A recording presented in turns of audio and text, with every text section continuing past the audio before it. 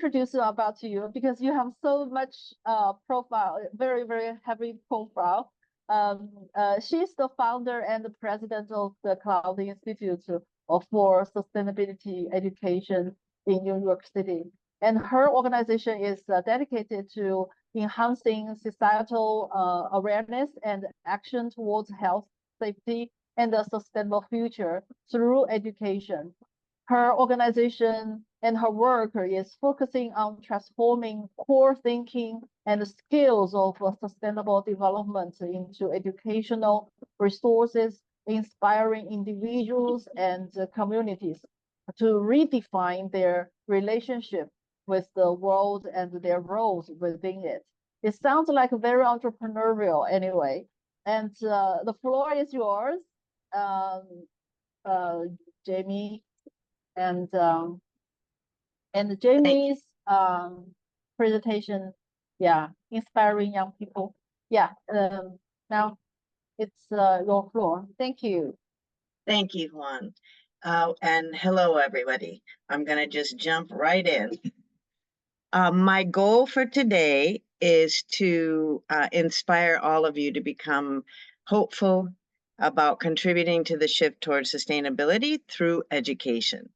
We have a very unique role to play as educators, and I want to make sure that all the lifelong learners and educators here today focus in on that in particular role. One of the things I've learned after 35 years of doing this work is that we need shared understanding and shared vocabulary.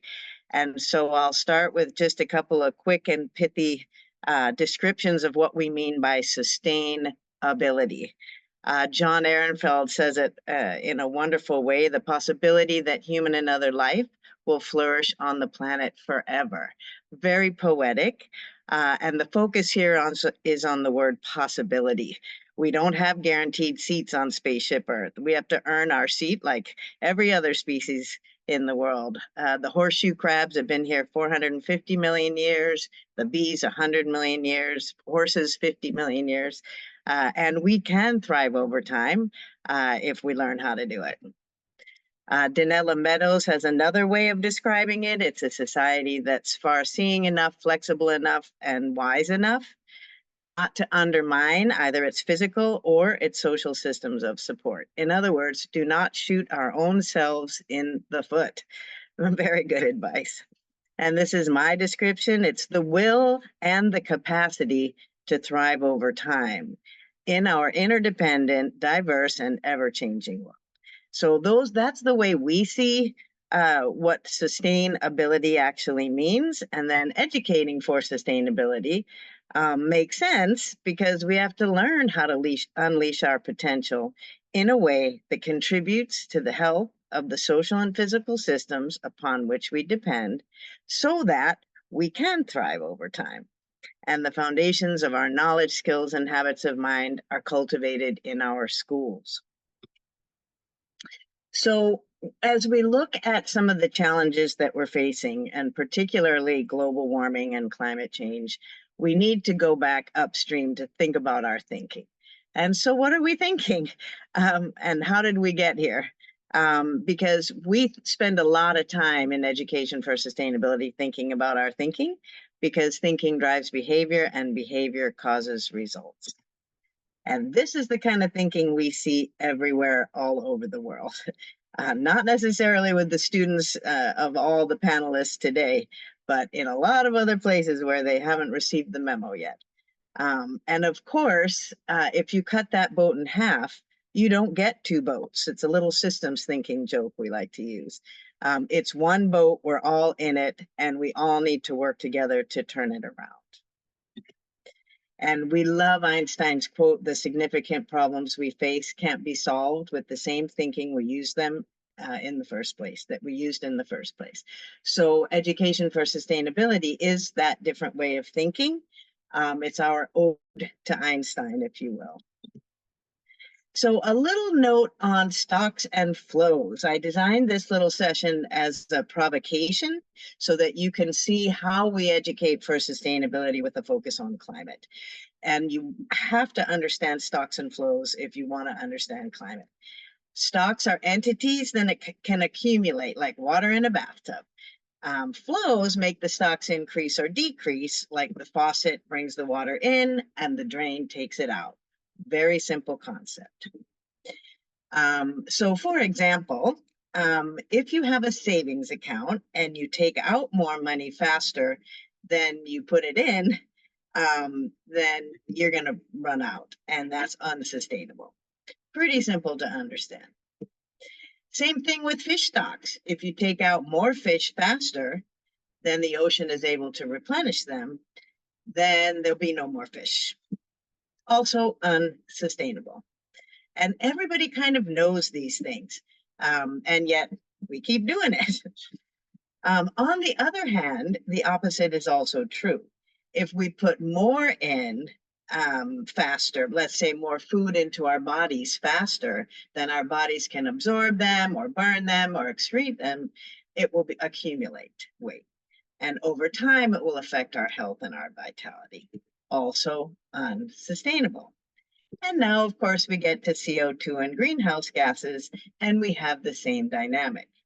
If we emit more CO2 and greenhouse gases into our atmosphere faster than our planet can absorb them, the accumulation will disrupt the Earth's chemical balance and cause changes to our climate. Also unsustainable. You can't put in more faster than you take out, and you can't take out more faster than you put in.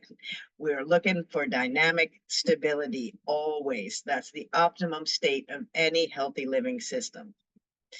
And so we call it bathtub thinking. This is from Linda Booth Sweeney, and she has many, many wonderful books. But this is a classic metaphor that we use. And at the moment, we have to turn down the faucet and increase the drain. And that's what we want every young person to understand.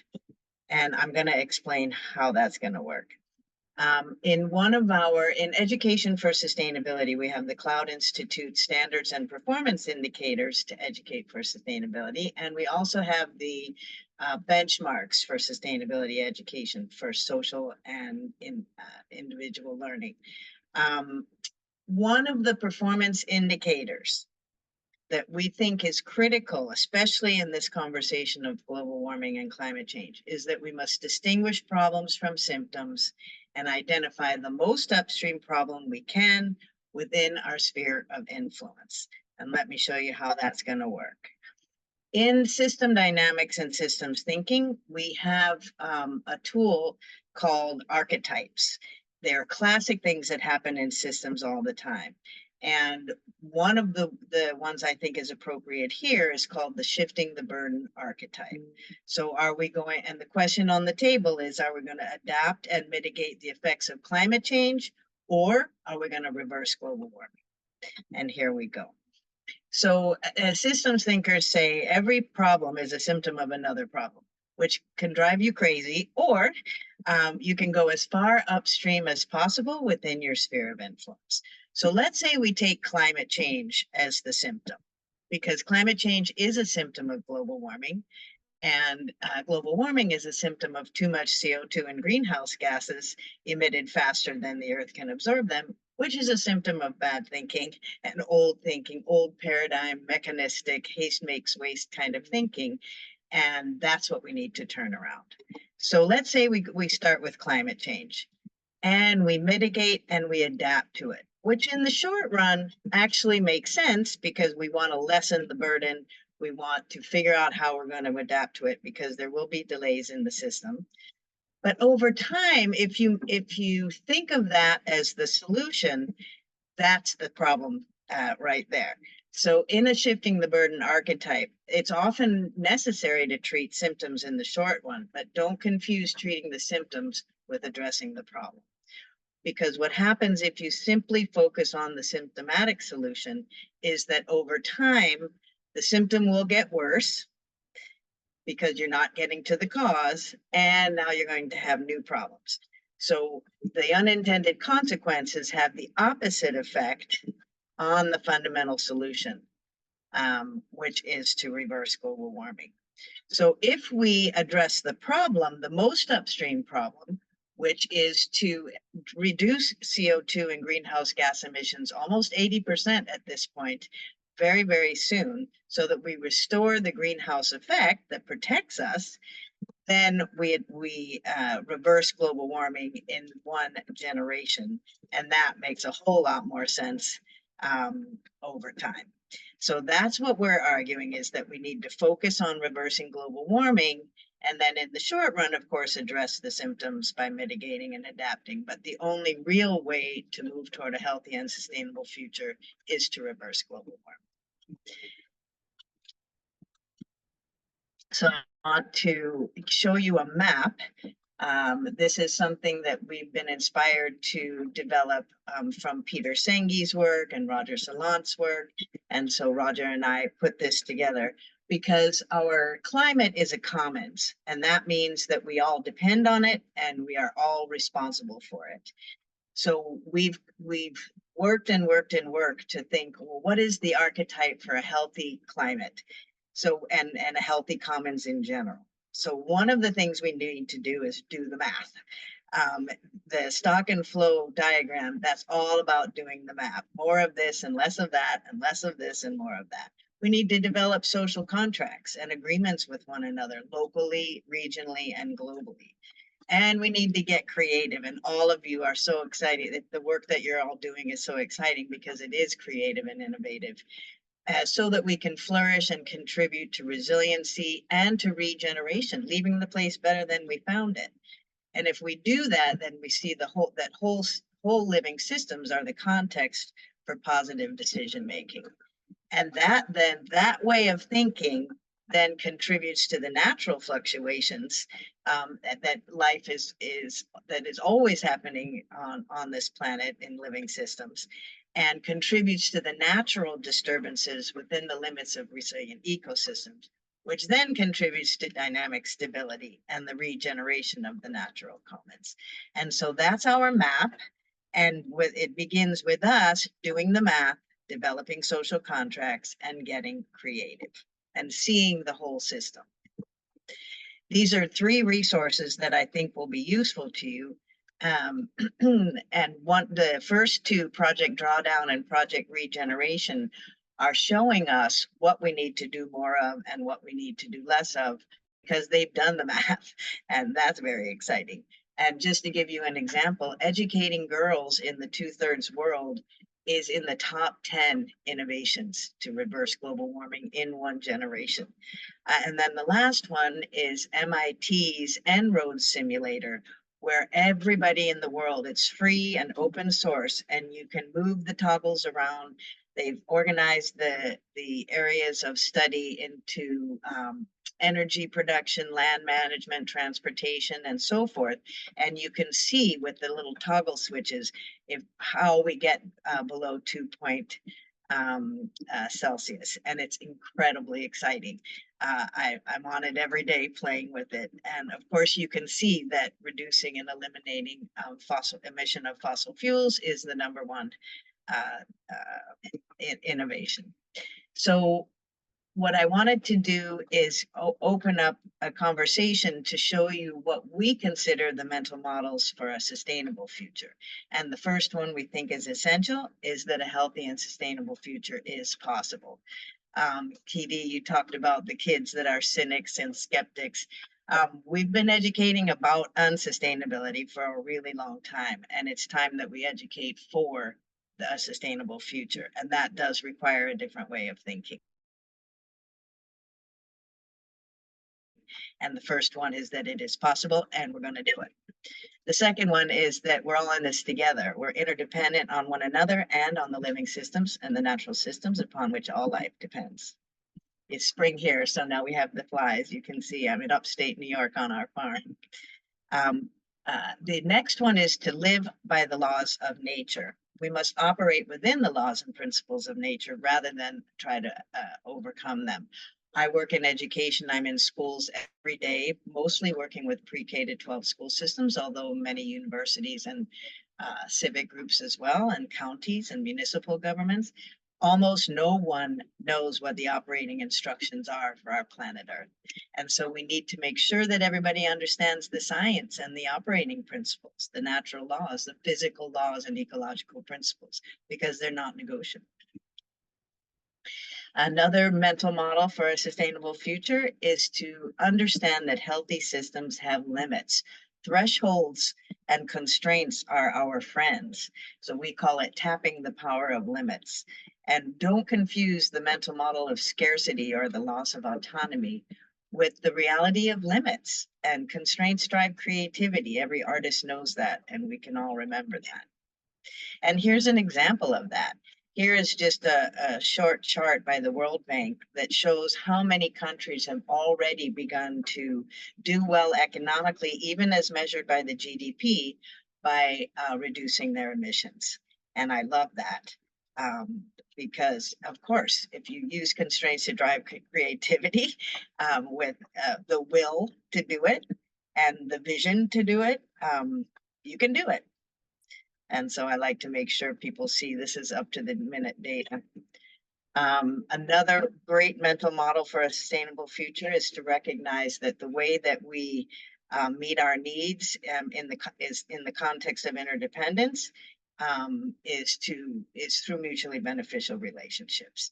Mutualism is one of the greatest win-win-win-win-win kinds of relationships we can have with one another and with the living systems we depend on. And finally, we're all responsible for the difference we make, because everything we do and everything we don't do makes a difference. So it's not something we can do, it's something we already do. And so are we being intentional about the difference we make and then making it? That's what we want to focus on. And then iterate our way to the future we want. Make the changes, read the feedback, self-correct, and iterate our way to the future. So questions to consider: what are we already doing that we should keep doing? In education, there are many, many things that we're doing that will be useful in this endeavor. What might we want to change? What do we need to stop doing? And what do we need to start doing? So here's the benchmarks. I recommend everyone get a copy. This is a consensus document of 42 authors, including me, from around the world, because we wanted to define our field for and by ourselves, so that all the educators out there could see what education for sustainability includes. And this is a wonderful document. You can go to cloudinstitute.org to the resources section and download a copy. And then these are the standards and performance indicators, more in the weeds, that can be embedded right into the core curriculum, because you never want to educate for an unsustainable future, especially unintentionally. And by embedding these into the core curriculum, we can turn our curriculum into a force for educating for sustainability. And here's finally our framework. The learner is always at the center of everything. I agree with Dr. Lee. The lifelong learning is the key. So the learner is always at the center, and that is all of our students, but it's also all of us. And then the learners are nested inside classrooms of adults and learners and young learners learning together, nested inside schools that learn, organizations that function like ecosystems and constantly evolve. And the organizations are nested inside the buildings and the physical plant with transportation. And then our buildings are also nested inside our communities. So we believe that schools and communities learning and working together is the unit of change that is the most powerful leverage. And that's my story for today. Wow, this is so nicely presented. Thank you, Jaimie. You gave us very simple, simplified tool to understand the complex problem. So this is very enlightening, very inspiring. Thank you so much.